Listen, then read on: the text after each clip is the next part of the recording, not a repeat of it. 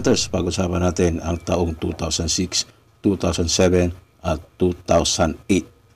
2024 na, kaya dapat alam na natin ang katotohanan sa mga taong ito. No? At meron ba talaga 2007 and 2008 na 5 piso BSP series coins? Pag-usapan natin yan. Tapusin ang video para makuha ang impormasyon.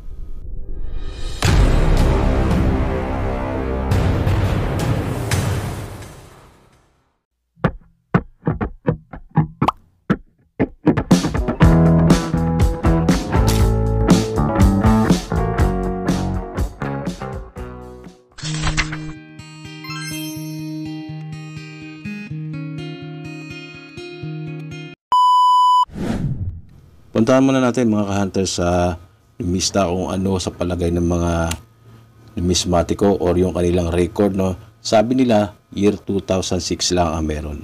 Yan, no? 0.4% reverse 1 na 2006 PI. Yung sumunod 2009. No? So para sa kanila wala pong ginawa ang Bangko Sentral ng Pilipinas na 2007 and 2008. Yan. So ang tanong, bakit meron kayong nakikita? Meron tayong nakikitang mga 2007 and 2008 dito sa mga 5 piso BSP series coins. Ito yung 2006 yan. Original po yan.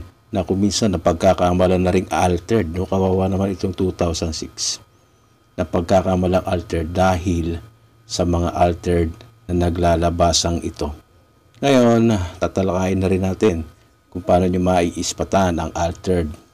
No, itong mga 2007. So pag meron kayo nakita ng 2007, 2008, matic altered po yan. Ayan, kagaya nito. Kitang-kita naman.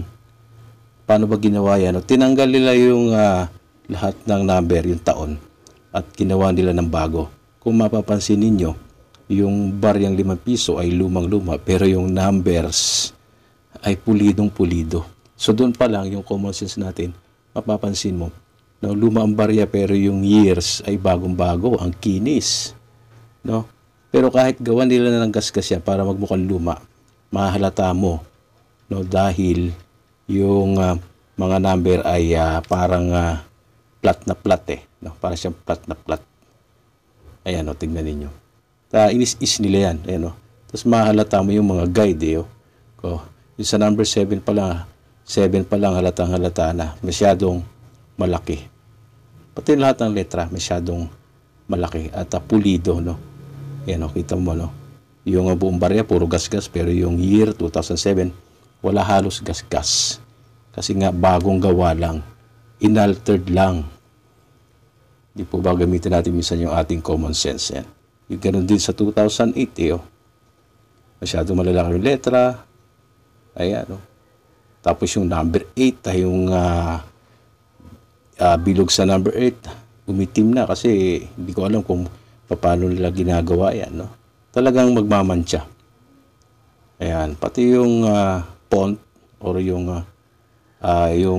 nasa paligid ng numbers ay mahalata mo naman na may mga tinamaan dyan na parang kung paano nila binura yung original na taon.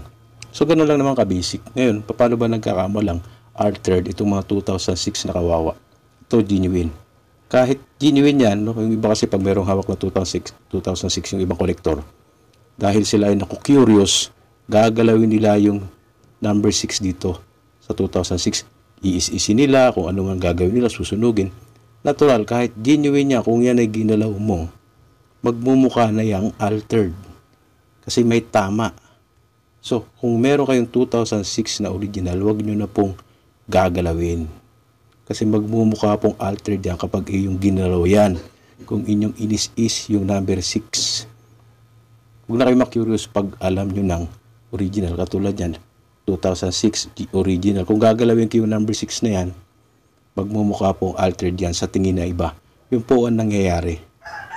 Pero meron din talagang altered. At malahalata mo naman yun. So ayan ang ating info ngayon. Huwag kalilimutang mag-join sa ating membership mga bro. Pang sa ganun ay makapasok kayo sa ating mga group chat at magkakaroon kayo ng mga connection, no? Yan, tapos sa ating Facebook page mag-follow and subscribe din po kayo dito. Hanggang dito na lamang po. Maraming salamat. God bless. I'm out.